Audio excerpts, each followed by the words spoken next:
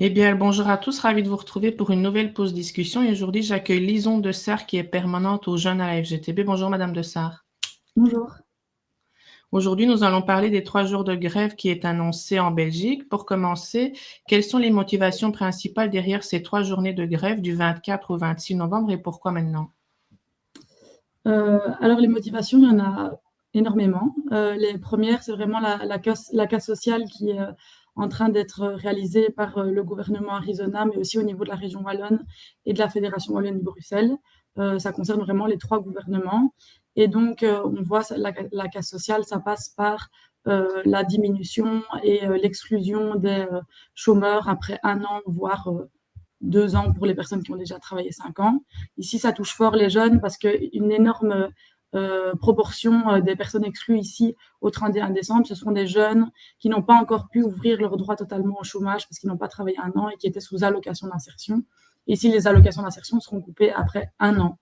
Et donc, énormément de jeunes, en fait, qui n'ont pas trouvé d'emploi. Parce que pour le moment, en tout cas en Wallonie, moi je viens de Liège, mais en Wallonie, il n'y a pas énormément d'emplois. Et donc, énormément de jeunes devront être exclus des allocations d'insertion au 31 décembre. La réforme n'est pas encore passée, mais il y a aussi une grosse réforme qui est dans le frigo sur les pensions, qui va du coup affaiblir très fort la sécurité sociale, ce système de solidarité qui est mis en place depuis plus de 80 ans. Donc, après la Deuxième Guerre mondiale, on a institutionnalisé le chômage, les pensions, les congés, les allocations familiales. Et là, on voit que c'est un énorme retour en arrière. Donc, c'est pour ça qu'on se mobilise les 24, 25, 26. Et puis, d'autres raisons, c'est que parallèlement à cette casse sociale, il y a aussi tout un affaiblissement des contre-pouvoirs.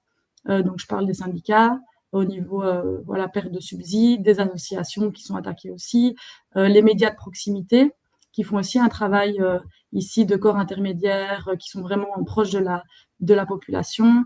C'est les mutuelles, etc. Et en fait, voilà, tout ce qui crée de la démocratie au niveau plus local est attaqué, et donc ce qui est aussi dangereux pour relayer les besoins de la population vers les gouvernements en place. Et puis je vais continuer parce qu'il y a vraiment pas mal de raisons de se mobiliser ces jours-là, mais il y a toutes les attaques sur les services publics, que ça soit l'enseignement, donc les enseignants qui vont devoir travailler 2 heures de plus sans être payés plus. Il y a l'augmentation du coût du Minerval pour les étudiants, qui passe quand même de 830 € plus ou moins à 1200 €, ce qui est énorme pour des familles où il y a plusieurs étudiants, etc. C'est vraiment un coût qui va changer la donne, et on passe vraiment d'un enseignement qui a vocation d'être démocratique et où les étudiants peuvent aller à l'université, etc., sans devoir s'endetter, ici à un enseignement qui est beaucoup plus élitiste. Et puis les 2 autres raisons dont je vais parler ici, et puis après on pourra passer à une autre question, sinon je peux rester longtemps là-dessus, mais c'est aussi il n'y a aucune mesure environnementale. Ici, au niveau du gouvernement, ils ne mettent rien en place pour voilà, contrer le dérèglement climatique. Et puis les politiques migratoires qui vont être mises en place, qui sont mises en place, sont totalement inhumaines. Donc voilà, pour toutes ces raisons et encore d'autres, on sera donc en grève les 24, 25, 26. Et certains travailleurs hésitent à participer par peur de perdre leur travail et d'affronter leur hiérarchie. Que leur répondez-vous? La première chose, je dirais, en tant que jeune LGTB, de se syndiquer, que c'est un moment vraiment crucial, et les syndicats ont besoin de tout ce soutien, et puis les syndicats, c'est les travailleurs, les travailleuses, et donc c'est un moment comme ça où les contre-pouvoirs sont attaqués, où il faut renforcer du coup les mobilisations des travailleurs et des travailleuses, en sachant qu'effectivement, quand on se met en grève, l'idée c'est de bloquer son entreprise, on ne touchera pas son salaire pour ce jour-là, et c'est pour ça qu'il y a des caisses de solidarité et des indemnités de grève pour ce jour-là. Donc les personnes qui sont affiliées à un syndicat vont recevoir une indemnité, et pas hésiter à contacter sa délégation, si on a une délégation syndicale sur son lieu de travail, pour voir un peu en fait comment est-ce qu'on se met en grève, quels sont les risques, quelles sont les choses à faire avant de se mettre en grève, quand même prévenir l'employeur, etc. Donc ne pas se mettre en tort. Et s'il n'y a pas de délégation syndicale dans son entreprise et qu'on est affilié à un syndicat, CSC, FGTB ou autre, contacter sa permanente syndicale qui pourra expliquer les démarches à faire pour se mettre en grève. Les 3 journées de grève s'annoncent très perturbées, notamment dans les transports. Comment est-ce que ça s'intègre dans la stratégie globale de mobilisation? Oui, ici, effectivement, une grève sans ennuyer les gens, ça ne sert à rien. Donc, c'est sûr qu'il y aura des perturbations. C'est sûr que ça soit la SNCB, la STIB à Bruxelles, le TEC, etc., seront bloqués ou en service minimum parce qu'il y a une obligation de service minimum maintenant. Mais ça permet de bloquer le pays, ça permet aux travailleurs et travailleuses des services publics de rejoindre la grève parce qu'ils sont attaqués directement, que ce soit les pensions ou autres, par ces mesures-là. Donc, ils ont le droit de faire grève. Ça, c'est très important.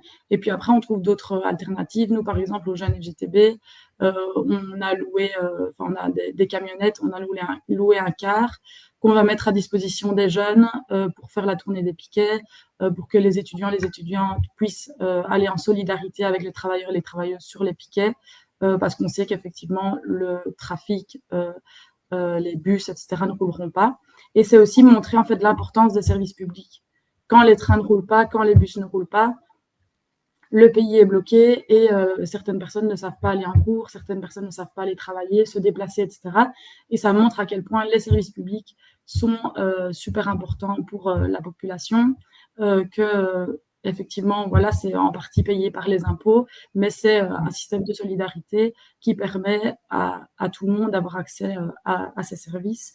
Et donc, ça montre que quand eux s'arrêtent, quand il n'y a plus de services publics, en fait, on est vite coincé.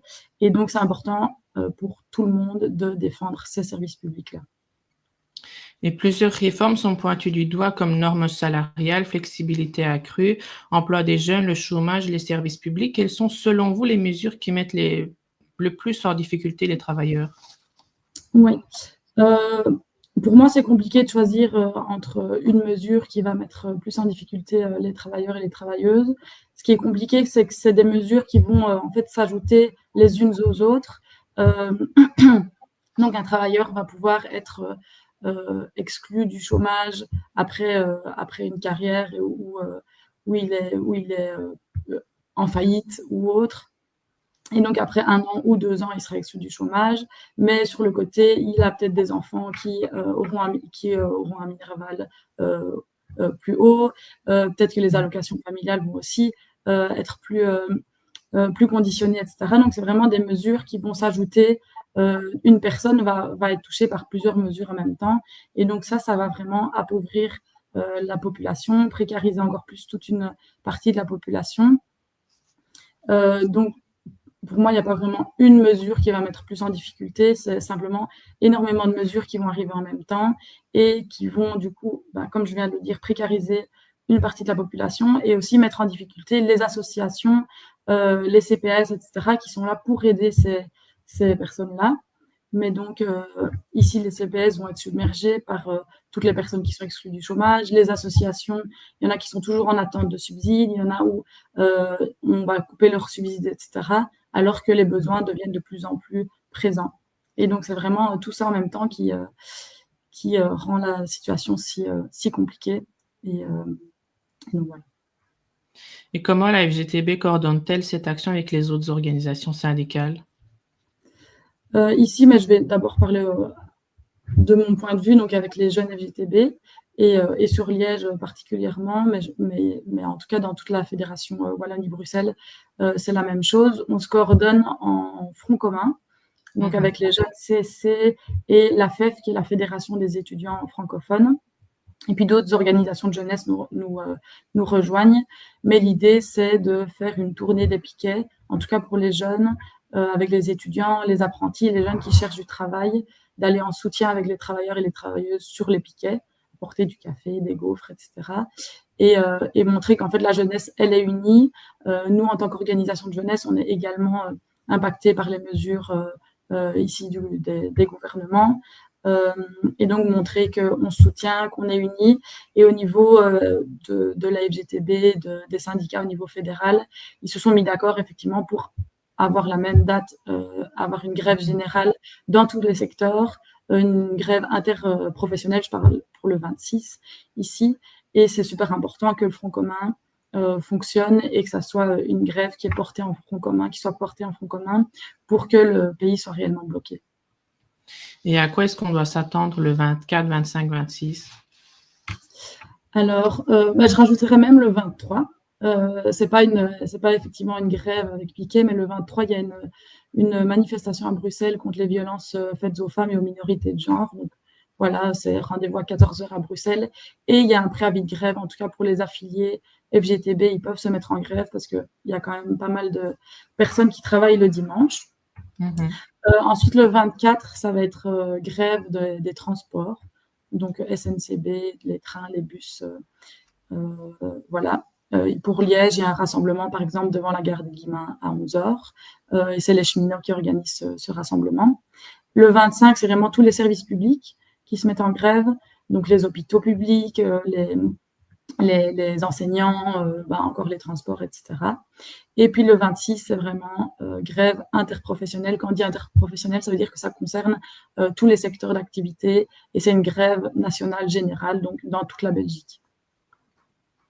Et après ces 3 journées de grève, quelles sont les prochaines étapes? Est-ce qu'il y a quelque chose qui est déjà prévu? Ici, non, on n'a pas encore de plan d'action déterminé. Les syndicats vont voir un petit peu comment est suivie la grève pour évaluer un plan d'action. Après, ce qui est sûr, c'est que ici, la grève, on ne le fait pas par gaieté de cœur non plus. C'est parce que ça fait des mois que les syndicats, les représentants des travailleurs se battent pour avoir des réformes qui améliorent les conditions de travail, qui ne font pas de la casse sociale, etc. Et avoir une fiscalité juste aussi. Et pour le moment, les représentants des employeurs, mais surtout le gouvernement, n'écoute pas. La concertation sociale n'est pas respectée. Il y a eu une manifestation le 14 octobre. On n'a plus vu depuis des années une manifestation avec autant d'envergure. On était plus de 140 000 dans les rues. Et le gouvernement reste sourd à tout ce qui se passe dans la rue. Le gouvernement, pour lui, voilà, on l'a élu et pour lui, la démocratie s'arrête à là, j'ai l'impression.